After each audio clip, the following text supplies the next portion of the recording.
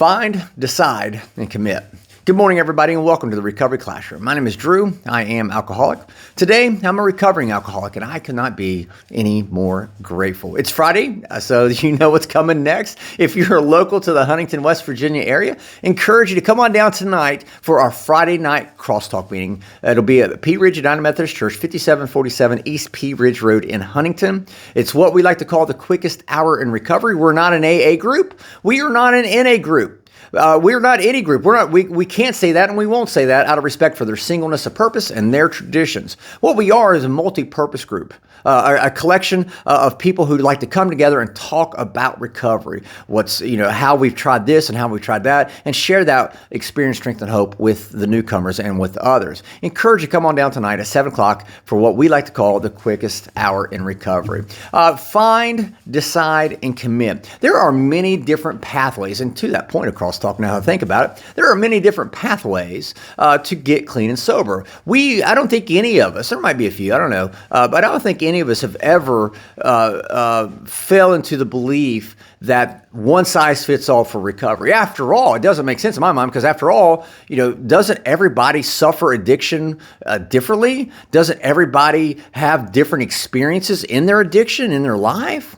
Well, if that is true, which to me it is, then that tells me that their recovery isn't going to be identical to mine. In other words, the way I recover isn't going to be identical to the way you have to recover.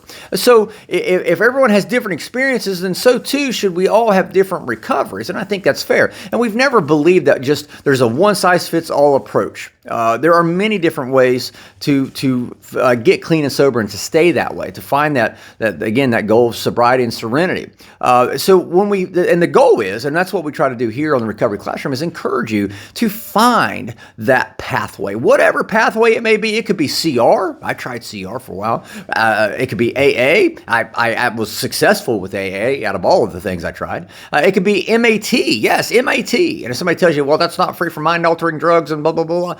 Oh, okay, tell me about that as you're taking your antidepressant. Tell me about that as you're drinking your Red Bull. All right, if we're going to get into that debate, I'd love to have that debate. But there are many different pathways, and all we try to do is encourage folks to find a pathway. But just because you find it, well, you still got a little bit more work to do. Then you got to decide. You could find all kinds of pathways, but then you got to make that decision to decide, okay, I'm going to try this pathway.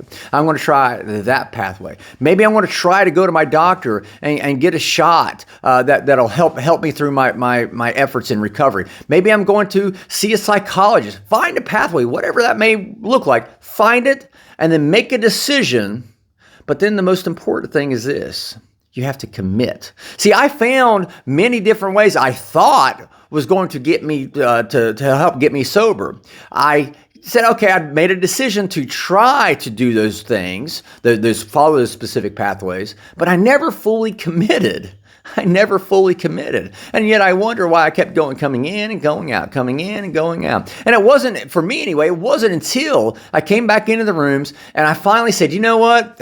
I've obviously not committed. And I remember my wife clearly telling me, she said, you need to find something and pour yourself into it. That was my wife's way of telling me I had to commit. So I found a pathway long ago called Alcoholics Anonymous. I decided I would try it long ago, back in 2013, but I never committed to it. And that was all the way back in 2013. I'm surprised I made it to 2021 like I did, but thank God I made it to 2021 whenever I finally made that third element, took that third step, if you will, and made that commitment to try. I found a pathway, I decided to try that pathway, and I committed to that pathway. And once I made that commitment, man, don't get me wrong, my life is far from perfect. But I tell you what, my life has been sober for the last 4 years and 3 months.